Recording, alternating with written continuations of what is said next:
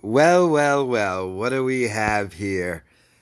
Every time I do The Fighter and the Kid is Over video, it gets massively downvoted, but I like to explain reality to people. And Bryan Callen's name has now been removed from the bio of the podcast. So if you go on iTunes, they list the podcast as this: The Fighter and the Kid is a weekly podcast hosted by successful comedian and former professional UFC fighter Brendan Schaub. Each week, Brendan is joined in studio with a guest co-host. The Fighter and the Kid is uncut and unedited, and sometimes it's just ridiculous. They removed Bryan Callen's name, and now the show is just hosted by Brendan Schaub.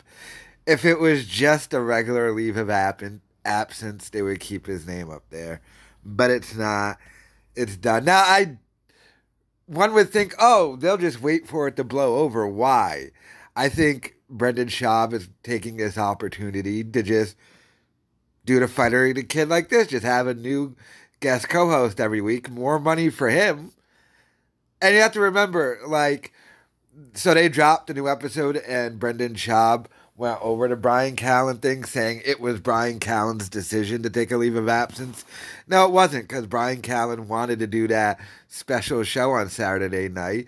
Brendan obviously said no, so he dropped that Instagram video on Sunday in which he said he's taking a leave of absence. I believe Bryan Callen will not be returning, but let me know your thoughts in the comments.